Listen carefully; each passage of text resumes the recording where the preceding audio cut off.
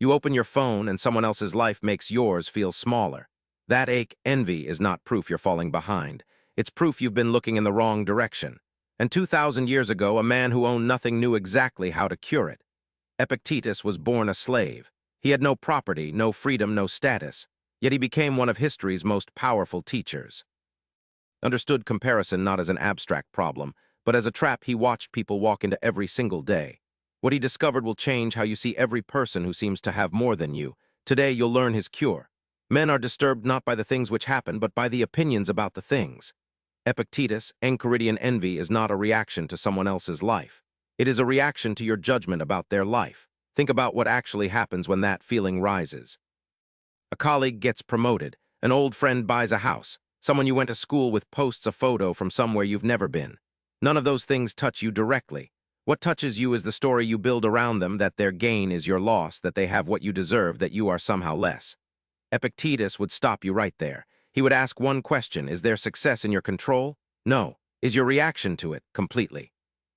This is the Stoic dichotomy of control, the line between what is up to us and what is not. External outcomes belong to the world. Your judgments belong to you. When you envy someone, you are disturbing yourself with your own opinion. You are taking something neutral, another person's success, and turning it into a weapon against your own peace. The practice is simple and difficult in equal measure. Next time envy surfaces, name the judgment underneath it. Say it plainly: I believe their success means I have failed. Then ask, is that actually true? Or is it just a thought I chose to accept without examining? That examination is where Stoic freedom begins. He is a wise man who does not grieve for the things which he has not, but rejoices for those which he has. Epictetus' comparison is always outward-facing. Epictetus taught us to look in the opposite direction. Modern life is engineered to make you want more.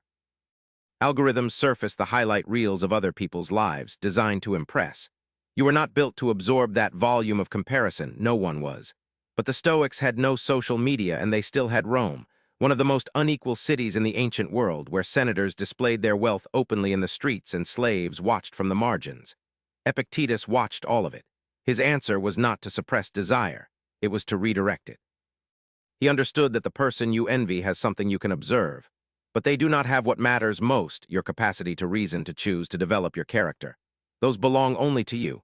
No one's success can diminish them. No one's wealth can take them. When you see someone else's achievement and feel that hollow pull, do this. Stop and name 3 things you already possess that money cannot buy, not as consolation, as recalibration. The Stoics knew that the person who needs less is richer than the person who has more, not as poetry, but as a practical fact about where suffering originates. You are not poor because others have more. You feel poor because you stopped counting what you already hold. First say to yourself what you would be, and then do what you have to do. Epictetus, this is the hardest Stoic truth about envy. It is a distraction disguised as motivation. People tell themselves comparison is fuel, that watching others succeed pushes them forward. Occasionally it does. But Epictetus would press harder, forward toward what? If your destination is simply to have what they have, you are not living your own life. You are living a reaction to someone else's. Envy points outward. Purpose points inward. Every hour you spend measuring yourself against another person is an hour stolen from building what only you can build. Epictetus taught his students that each person has a role, a specific work, a specific character to develop. The moment you stop asking why do they have what I don't and start asking what is mine to do, something shifts. The comparison loses its grip.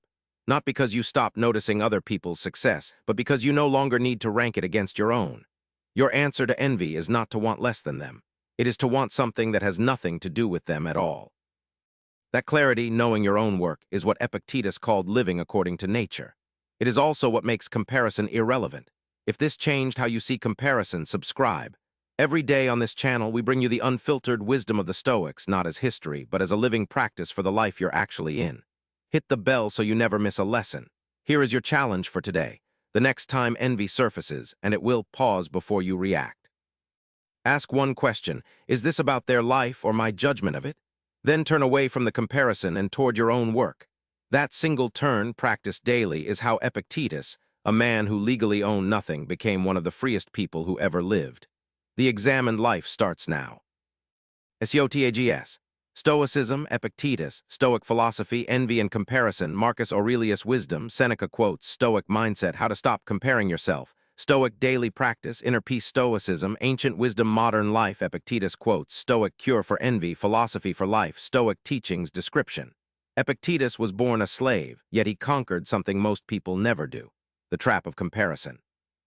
In this video, we unpack the Stoic cure for envy using the direct teachings of Epictetus, one of history's greatest philosophers.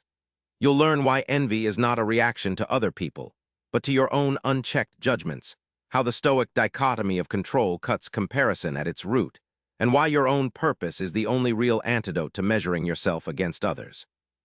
Whether you're struggling with social media comparison, workplace jealousy, or the quiet ache of feeling behind, Epictetus has already answered it. Rooted in Stoic philosophy with wisdom from Marcus Aurelius and Seneca, this is ancient truth built for the pressures of modern life. Subscribe for daily Stoic wisdom. Stoicism, Epictetus, Stoic philosophy.